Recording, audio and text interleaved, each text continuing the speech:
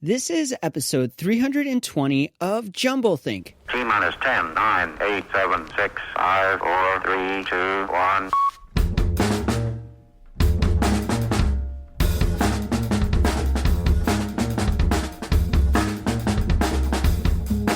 Welcome to Jumblethink, where we interview dreamers, makers, innovators, and influencers all about the journey of turning dreams and ideas into reality. Along the way, we're going to share some tips on how you can turn your own dreams and ideas into reality too. Our guest on today's show is Jason Feifer. More about Jason in a moment.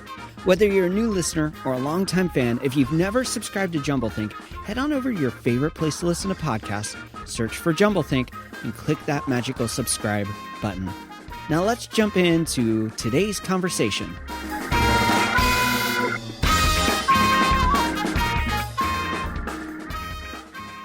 Hey there, welcome to Jumblethink. My name's Michael Woodward. I am your host, and we have a very special conversation lined up for you today. Now, if you're like me and billions of other people around the globe, which I'm guessing you probably are if you're listening, your life has had a major shift over the last couple of weeks, if not month.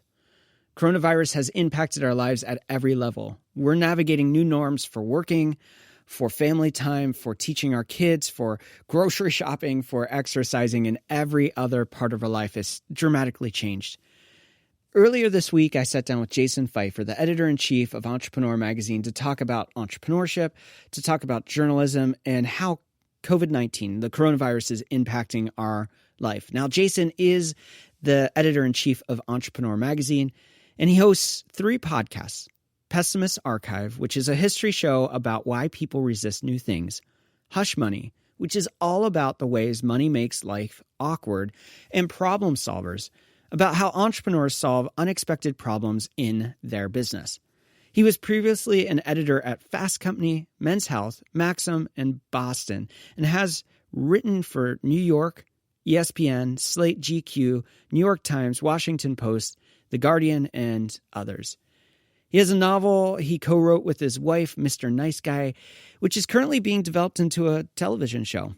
Well, let's go ahead and join the conversation we had with today's guest, Jason Feifer. Jason, thanks so much for joining us. Oh, you bet. Thanks for having me. It is crazy times we're living in. Yes, it is. It certainly is. You are remotely running a massive media world right now. How's that going? It's a challenge. There are a lot of challenges. There are the personal challenges. There are the business challenges. The personal challenges are going to be familiar to basically anybody with kids, which is that I'm in a house all day with kids. I have a 5-year-old and a 1-year-old, and they are needy. We are fortunate. We are more fortunate than most because we moved in. My family and I moved in with my parents. Wow. Because we live in New York, and we have a small apartment, and so we went to where my parents are, because there's a house so that my 5-year-old has space to run around in. And of course, my parents are able to help out with watching the kids. So like right now, this interview is brought to you by my mom, who is with the baby. So that's been really hard. I mean, I feel like my productivity is, I feel like some days I feel like it's at like 20% of where it usually is. Oh, wow. And because there's just constant interruptions, it's really hard to get into a good headspace to work.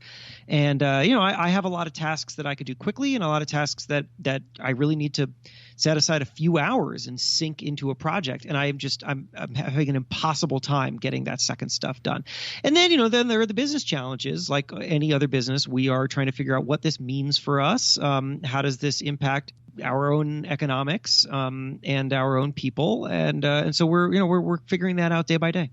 I want to step back and look a little bit about your journey. You are running Entrepreneur magazine. You have 3 podcasts. You've written an incredible book with your wife, and so you have a lot on your plate, as we've already talked about. Your journey, though, didn't really start in the world of entrepreneurship. It really started in the world of journalism. So talk to us a little bit about that journey of journalism. Did you have a love for entrepreneurship early on? How did that all kind of come together into what you're doing today?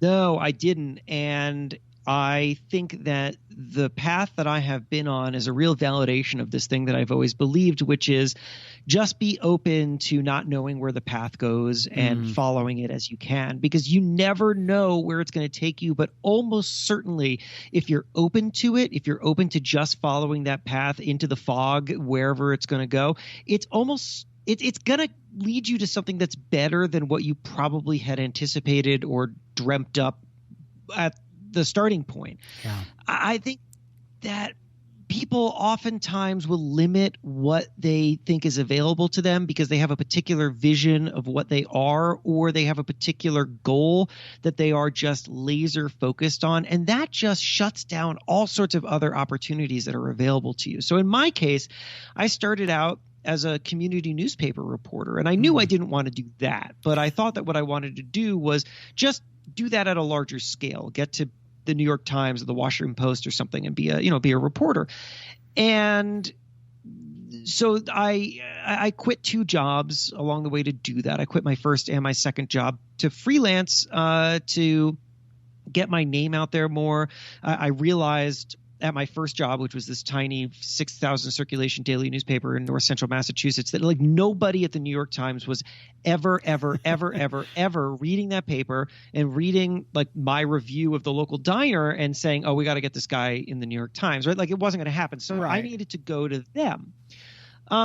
And so I just kind of kept doing that. I just kept taking risks. I kept following where I thought would teach me more and build my skill set more, and be open to where that was, even if it wasn't something that I cared about. I got a job at Men's Health. I worked at Maxim. I mean, these are things I didn't care about. And to be honest with you, to your question about entrepreneurship, this wasn't on my radar. I got a job at Fast Company at one point, and that taught me business reporting, but it was a pretty different scene over there. And I got to be honest with you, I didn't really like it. I didn't like working there. But then I got this job at Entrepreneur, originally not as the editor-in-chief, but as the executive editor, which is the second in command, and was really, involved in the day-to-day operation just of the magazine. Yeah. And that's when I started talking every day with entrepreneurs and recognizing that their path was my path. I mean, different, of course, but we both had built, like, to be an entrepreneur is to build risk-taking just into your day-to-day, and to be open to where the path goes, and to be a constant learner, and to understand that you're going to have to evolve, and that the thing that you're doing has to evolve, and that what worked today is not going to work tomorrow. And these things that I had just built into my own pursuit of my own career in my own kind of challenging high risk industry was stuff that entrepreneurs were thinking about all the time.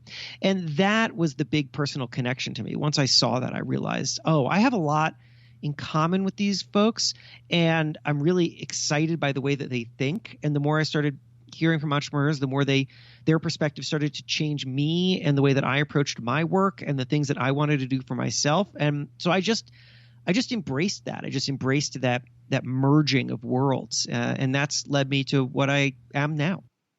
I might have this wrong because it's not in my notes. Sure. But I remember reading an article. I think you posted it on Entrepreneur Magazine, but it may actually be on your own website, where you were talking about, you kind of go, I'm all in on this journalism thing. You go to Boston, get an apartment that's way too expensive, and you're like, I'm going to figure this out. That's very entrepreneurial, even though it's in the journalistic space. Yeah. So that story, you have that story almost right. Okay. So my second job, staff job, was at a slightly larger community newspaper called the Worcester Telegram and Gazette in central Massachusetts. And I freelanced nonstop. Because I knew at that point that the only way that I was getting out of community journalism was to go and prove myself to those people who I would ultimately want to work with. And so after I pitched, and I eventually got this regular gig going at Boston Magazine, where I was just I would become a regular writer for them. They would turn to me. I would be producing tons of ideas.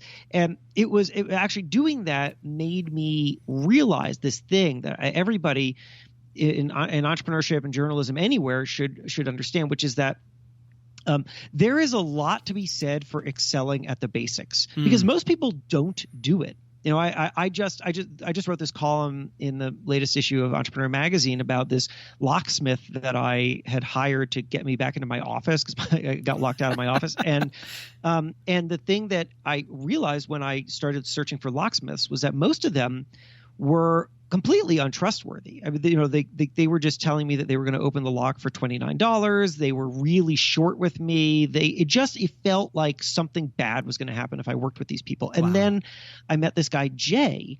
And when I say met, I mean, like he responded to a Yelp inquiry that I sent. And Jay addressed me by my name, thanked me for my time, wrote in complete sentences, asked for more information, told me what the price was, and then he in fact did some research and realized that his original quote was too low, and then told me it was going to be more expensive. And of course, I hired Jay because I trusted him. Yeah. Now, that is back to basics. Trust is a competitive advantage, which is ridiculous because everyone should be able to build trust. That's right there within your abilities. It's like you don't have to buy anything. You don't have to go to any school. Build trust. But this is the thing. People often forget about the fundamentals. They don't rely upon the fundamentals. And for me, I realized, going back to my own journey, that being easy to work with, filing on deadline, being full of story ideas, being able to pivot when an editor needed something new. These are basic things. And yet, just because I was doing them, I really rose the ranks of the writers at Boston Magazine because most people don't. And now as a guy who works with other writers, I can tell you those people are actually few and far between. So point is that I got this kind of regular thing going with Boston Magazine. And then after about a year or two, I saw some movement. I was looking at the masthead every issue. A masthead is the list of staffers that you'll find at the beginning of the magazine. And I saw that a senior editor had left, and I looked into it, and I asked some people, and that meant that a junior editor was probably going to move up, which meant that there was a junior editor opening. And I said, well, that's got to be me. That's got to be my job. And so I quit the newspaper that I was working at in central Massachusetts, and I got an expensive apartment in Boston. And then I moved to Boston, and then I told the editor-in-chief of Boston Magazine that I was ready for him to hire me. And that's what got me the job. Wow. And you got to take those risks. I mean, how many times have you heard entrepreneurs do a version of that when they're trying to get the attention of a client or whatever? I mean, you got to go out and show people that you really mean business because you're up against a lot of people. But the thing is, most people are not going to take big risks, and they're not going to focus on the fundamentals. And if you do those things and you take calculated risks, you have a real leg up. So good. Well, we're going to pause right here. And when we come back, we're going to dive into the world of coronavirus and small business. We're going to talk more about entrepreneurship, and we're just going to continue having a great conversation. We'll be right back.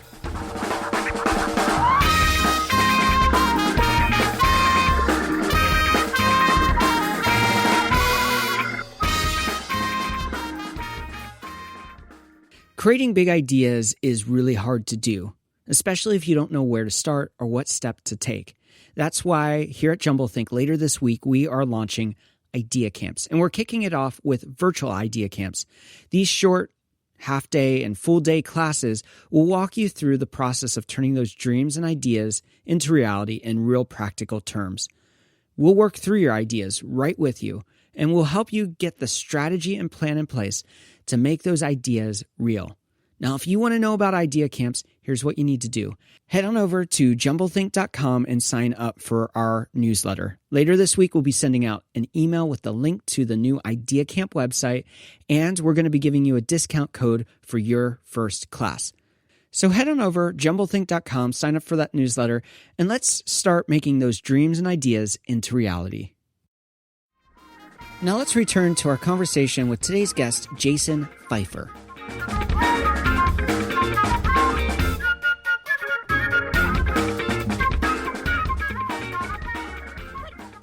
We are back with Jason Feifer. All right. What's the best way to find and connect with what you're doing? Because you have 3 podcasts, Pessimist Archive, Problem Solvers, and Hush Money. You have the book. You're writing for Entrepreneur all the time. There's a lot of stuff that you're doing that is super cool, and people need to check it out. What's the best way to find and connect with that? Oh, thanks. I appreciate that. I mean, I guess jasonfeifer.com is the place that has everything. But honestly, I'd say take your take your pick. You can reach out to me on social and I'm always sharing stuff there. But I would say for right now, we're about to talk about coronavirus stuff. I would say that for right now, aside from checking out Entrepreneur Magazine, which of course you should, but you probably are, Pessimist Archive, I think, is really the thing to pay attention to, because Pessimist Archive is this podcast that I do. It's a history show about why people resist new things. And we look back at the moment where something new was introduced and people were very afraid of it. And we explore why people were afraid of these things. And we're talking the bicycle, the car, teddy bears, novels, birthday parties, and things that are just part of the fabric of our world. And we try to understand why people freaked out and then what got them over it and how these things then impacted our world. And, we're in a time now where the new thing is bad. Is just genuinely bad, right? I mean, there's no, right? Like, people thought teddy bears were bad. They weren't. Coronavirus is bad. Yeah. But when you look back in history, what you see, the pattern that you see is that these terrible, terrible experiences actually lead to tremendous innovation and tremendous opportunity. And that's not to downplay the tragedies that will come along the way, but I want people to remember that this is not end times. This is not the period at the end of the sentence. This we keep going after this. And you can go all the way back to the Black Plague, which yes, brought you terrible, terrible death, but also brought you functionally the employer-employee relationship that we know now. It brought you the merchant class. It also brought you a completely different understanding of the world that we rely upon now. And prior to that, people had this kind of theological certainty about how the world worked. And then after that, they digested an uncertainty about the way the world works. And of course, every entrepreneur operates knowing that we live in an uncertain world. So you get good things that come out of this. And I think that it's worth trying as best we can to anticipate what those changes are going to be and see what problems we can solve for tomorrow right now. Yeah. And as an entrepreneur, as a guy who's started several businesses, of course, the podcast here, I get uncertainty. There are a lot of question marks. There are a lot of things about entrepreneurship. You are not guaranteed anything. And I think the thing that's interesting to me about coronavirus is that for many people, the uncertainty is just completely paralyzing. But for entrepreneurs, a lot of the people I'm talking to, they're looking at what are the opportunities? How can I position myself? What are the things I need to be doing now that set me up for the recovery in the next season? So talk to us about some of those things as a person. I know that Entrepreneur Magazine has an issue that's talking about a lot of this stuff, and you have some great articles coming out. What are some of the things that, whether it's an entrepreneur or a person who's kind of going, well, maybe my job isn't satisfying. Maybe I need to be looking at some of these new ways of starting a business or running something new, or I have an idea that I've always wanted to do and I've just been putting it off for one day. This is a great catalyst time to rethink and do that step, that leap into the unknown, because we're facing the unknown. Why not jump here?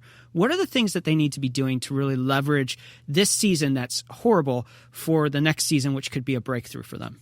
Yeah, you're totally right about that. That guy Jay that I was talking about, the locksmith, he had a different career path.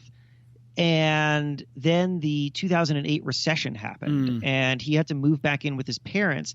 And he sat there and he thought, well, what do I know? What do I know and what can I do?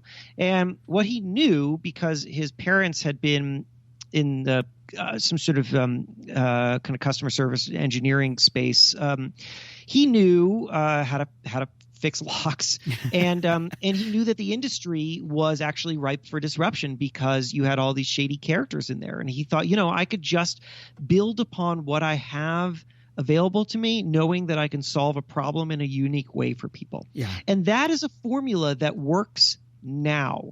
What do you have access to? What can you have access to? What problems do you know you can solve?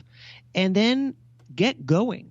Figure out what the opportunity is for you, because we are at a moment of great reshuffling right now, and it's going to create all sorts of opportunities. I mean, one of the most obvious ones right now is that with everybody working from home, there are plenty of services that have existed before that you've got your Slacks and your Trellos and whatever, but there are going to be all sorts of new things that people are going to need once they're spending extended periods of time at home. And once we're all able to go back outside, a lot of us are not going to go back to an office. Right. I mean, even entrepreneur, we've been talking about how great it is working from home and how much we communicate while we're in our separate places. We'll still have an office, but I don't think that we'll be in it as much as we used to. So now think through what is that going to mean? Well, communication is sort of taken care of, but what other things are there? People are going to need mental health services. They're going to need different kinds of ways to manage their teams and to organize their companies. And these are opportunities for people who can build these sort of solutions. There are versions of that top to bottom in the economy right now. You're mentioning some changes here. You're talking about remote working. You're talking about the office structure and how we work. And I see a parallel with education here too, and how we think about education, how we approach it. What are some of the shifts that you think that this is going to cause and change for the future that could be really beneficial, that we should have been doing for a while, but we've just not done it because we didn't want to? As the Pessimist Archive, we were resisting the change. We were resisting the things right in front of us. What are some of those things that you think entrepreneurs are going to be rethinking from the standpoint of how we've always done it and how the landscape's going to change? It's a great question. I mean, I'll answer it as best as I can, but I should also let me admit that I'm not going to get it right because we don't know, we just don't know the answer yet. And the thing about disruption is that disruption is not linear, right? It doesn't come from the places that you often expect. Like experts in disruption will say that it often comes from like adjacent industries. I was just talking to this guy recently who made the argument that the digital camera didn't kill Kodak. Facebook killed Kodak because Facebook created the marketplace for digital photos and the space to store digital photos, where people were like, wait, why am I printing my photos out anymore? And, and so, right, like Kodak couldn't have seen that coming. It was totally adjacent to them. And you're going to see a lot of versions of that now, where the things that are going to change are changing for reasons that don't make sense right now, but 10, 20 years from now, when we look back, we'll say, oh, right, because people were working from home, this completely random other thing changed. And so I think like you should spend your waking hours pondering this, because one, it's just kind of fun, but also it's going to lead to great opportunities. I mean, listen, there are, of course, the very obvious things about how we're increasing our digital versions of everything that we possibly can. From my wife, who used to, usually walks a mile to this Pilates studio that she loves, is now doing their Pilates lessons digitally. And who knows, maybe she'll continue to do that once the Pilates studio opens back up. Whatever. I mean, there's just all sorts of stuff like that. But what I find most interesting and to think about is how the foundations of the things that we're doing, the assumptions that we have, and also the rules surrounding them are going to be altered. Today I was editing a story that I had assigned about the American whiskey industry and other alcohol producers who have gotten into the hand sanitizer business now. Yeah. And one of the things that needed to be done in order for them to actually do, like, you had all of these small distilleries who wanted to start producing hand sanitizer to help people and had the facility and the ability to do it. But you know what was stopping them? Regulation was stopping them. Regulation, yeah. Right? All these ridiculous, just like mounds of regulation on top of every distillery. And so government had to clear that stuff out. And like, why on earth, like whatever it is, the Bureau of Tobacco and Firearms and whatever, had to alter some law that forced distilleries to get a permit if they wanted to make hand sanitizer. Why on earth would you need that? That is so stupid. Yeah. Like, this kind of stuff is going to clear this stuff out, and it's going to create all sorts of amazing opportunities. And so I would encourage, this is a great time for any industry and any entrepreneur to say, this is a barrier to innovation right now. I identify a barrier to innovation. Call your lawmaker, get them to take that barrier down. Let's get innovating. There's a lot more we could talk about this. The last question about coronavirus and entrepreneurship that I want to ask you is, there are a lot of things we can be doing, but there are certain things that we shouldn't be doing. And obviously, as entrepreneurs, we shouldn't just retreat and retract. We should still be connecting with people. We should be still reaching out, talking to customers. What are some of the pitfalls that you think that businesses, entrepreneurs, and even individuals could be making right now that are going to throw them into a place of failure when they could just avoid the trap, avoid the place that's going to set them up for implosion?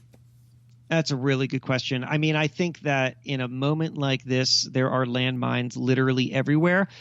Mm-hmm. Somebody reached out to me on Instagram the other day and asked me to write a piece, which I don't think I'm going to do because I don't have the answer, but it's an interesting question, which is they wanted me to write a piece about when it's time to walk away from the business. Mm.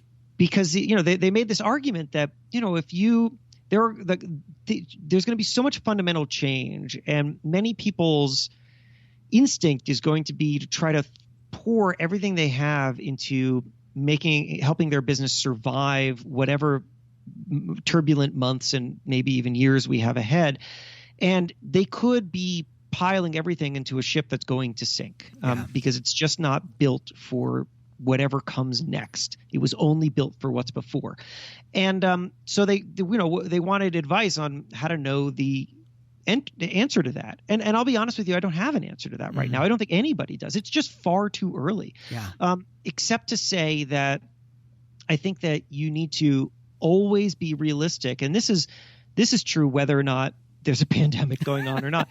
You need to always be realistic about whether you are solving the right problem for people today, because the thing that worked today does not necessarily mean it's going to work tomorrow. And entrepreneurs are going to have to pivot. They're going to have to make extremely hard choices. Think about it this way. Blockbuster. Everybody says Blockbuster was killed by Netflix.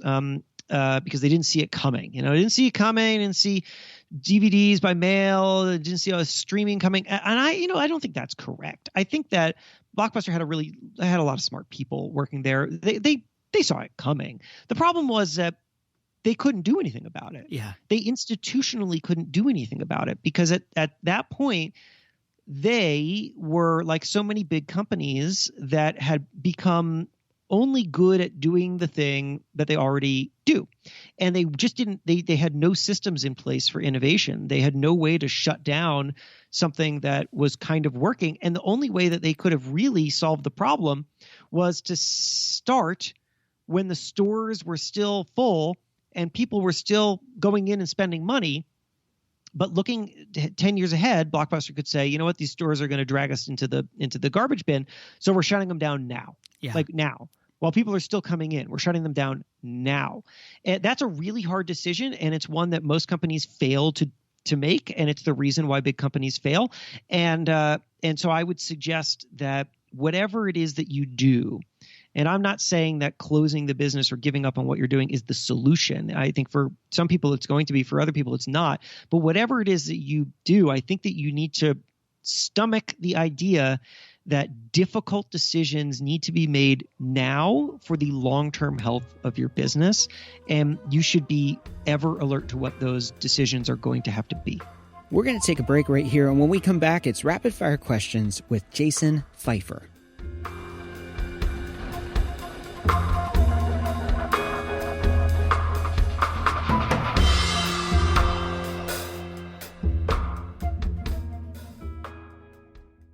On tomorrow's show, our guest is Sheila Fadgel. She is the founder of Sheila Fadgel Designs. They design and build crazy cool jewelry that's been featured in Oprah Magazine, InStyle, Cosmopolitan, and Vogue. Her jewelry's been worn by the Olsen twins, Selma Hayek and Catherine McPhee. We're going to talk about her journey of taking a passion and turning it into a business. Super fun conversation. You're not going to want to miss that. Now let's jump into rapid fire questions with Jason Feifer. Levez seulement le bras pour mettre l'aiguille sur le disque. Mettez le contact, reposez votre bras et attendez. Restez calme pendant un moment. We're back with Jason Feifer. Jason, you ready for rapid fire questions? Hit me. How do you find purpose in what you do? I constantly ask myself if what I'm doing is making a difference, and I'm looking for signs that it's making a difference. I hang on to every email that people send me, that I call them change something. I see tweets about how Pessimist Archive changed the way people think. That stuff matters. What's one challenge you're currently working to overcome? Work. I mean, God, how many? Well, I told you that my productivity is quite down because I have kids and who are in the house all the time. So one thing that I've been thinking a lot about, and I'll probably write about at some point once I have my head around it, is how do I alter for the time being my expectations for myself? Because in a functioning world, I keep myself exceptionally busy and I try to accomplish as much as I can. And that's not possible right now. It's just not. There's just no time, and there's too many other things that I have to do. So I have to start adjusting my own expectations for myself. What's the next big dream, idea, or goal you have? That's a good question. Well, to go back to Pessimist Archive, I've been really fortunate that the show has reached these tremendous thinkers and people of influence. I just see it on Twitter, like Mark Andreessen Horowitz, Steven Pinker, the neuroscientist, Ajit Pai, the chairman of the FCC. These are people who are paying attention to the show. And the reason is because they see this message that they and many other people feel like it's and myself included feel like it's important to get out there, which is that you have to embrace change, and it's important to have a long view of the world, and that has encouraged me to expand how I get that message out. And getting it out through Entrepreneur is satisfying, but I think that I can go even bigger, and I puzzle over what that is. How can I do the podcast and Pessimist Archive and a bunch of other things to make as large of an impact as possible with what I think is the most critical message of our time? Speaking of that, what is one change you'd like to see in the world? I wish that people would focus on solutions instead of problems more. I used to love being on Twitter, and now I just look at my own mentions. And the reason is because mostly what I just see is people bitching. Mm-hmm. And I always just want to say, I'm not going to on Twitter because it's not worth it. But I always just want to say, like, if there's a problem, then go fix it. Yeah. Don't stop bitching about it. Go fix it. What is one tip you'd give someone with a big idea or dream and they don't know where to start? Start small. Okay. I think that people are often intimidated by whatever it would take to execute something on a large scale, and they forget that everything started small. And so if you've got a big idea, I would say figure out the small slice of it that you can begin right now so that you can learn from it, so that you can develop your first fans, your first customers, your first data set, and then you can grow from there. People get paralyzed by large things, and so you've just got to break it down and start doing something smaller. What do you want your legacy to be? I'm 39. I think that hopefully I don't need to think about that until later. No, I mean, I don't know. I don't know. What I want to do is, I have no idea. I have redefined what I do and what I am so many times that it feels strange to ever hit pause and say, this is the thing that I want to be remembered by. I suppose nobody, this is not going to be chiseled into any tombstone, but I want to know at the very end that I just made the absolute most of my abilities and opportunities, and we'll see what that means. And finally, what is one dream you're still wanting to fulfill in your own life? It's funny. I have just discarded so many dreams that just stopped making sense. Like at some point I dreamt about being a columnist for the New York Times. I don't need to do that anymore. Maybe if somebody's listening and they want to offer me that. But a dream that I still want to fulfill. I don't know. I mean, I do a lot, and I never think that the things that I'm doing are at the scale that they should be. So, I'm out there speaking. I do a lot of public speaking, or at least I did pre-coronavirus, and got paid good money and was speaking to large groups, and I really enjoyed it. But then I'd step off the stage and I would think, man, you could put me in an arena. Why am I not in an arena? I just, every time I release a podcast and tens of thousands of people listen to it, I think, well, that's cool, but this is a really good podcast. Like hundreds of thousands of people should be listening to this, right? Like, I don't know. I just keep feeling like it should go bigger, and that's cool. That's cool because that means that I have a North Star to keep moving towards. I think that if I was ever satisfied, if any of us were ever satisfied with the scale that we were working at, then we would stop. But that's not the point. The point is not to stop. As we wrap up, we always like to leave our guests have a final thought. What is your final thought for all of us listening today?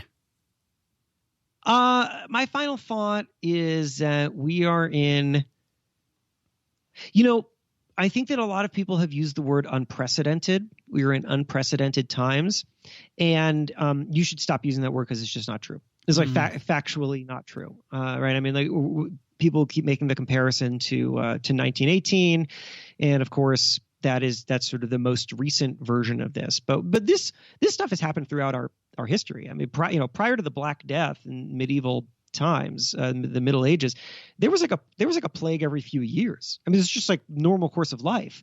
And what that should tell you is that we got through it then, and we'll get through it now. And so stop thinking that we're in unprecedented times. We are going to do what the people before us have done, which is dusted themselves off, found amazing opportunities, and then they kept going. Jason, thanks so much for taking time out. I know you're super busy. Really appreciate the tips you're giving, and we wish you the best and some great ideas for you in the future to share with all of us to help us reshape how we're approaching this pandemic and the new world ahead of us. Well, hey, thank you so much. I appreciate it, and be well. I want to thank Jason for taking some time out to be on the show. His schedule is like crazy right now with everything going on with coronavirus. What an honor to have him on the show. Make sure to check out his links in the episode notes. Now, I want to leave you with this final thought today. We covered a lot about coronavirus, some really practical tips that you can apply to your journey of entrepreneurship, business, or even life. I want to challenge you today to take a deep look at what's going on. Really assess how you're feeling, how you're thinking, how you're processing all the challenges you're facing. I believe that this is an incredible time, an opportunity, a gift to all of us to really look inside, to look around us at our family, our friends, our jobs, our businesses, and assess where we're at and where we could be. I want to challenge you to take some time and make some shifts during this lockdown, during this shutdown, and shift into new possibilities, new ideas, new dreams you have. As always, we believe you're created for something awesome and that your dreams and ideas matter. So get out there, dream big, and change the world around you. Les mères de famille, les enfants, peuvent également prendre un moment revitalisant. Dans quelques mois, lorsque vous aurez bien saisi la technique et que vous serez maître de votre corps, vous pourrez vous décontracter même en travaillant.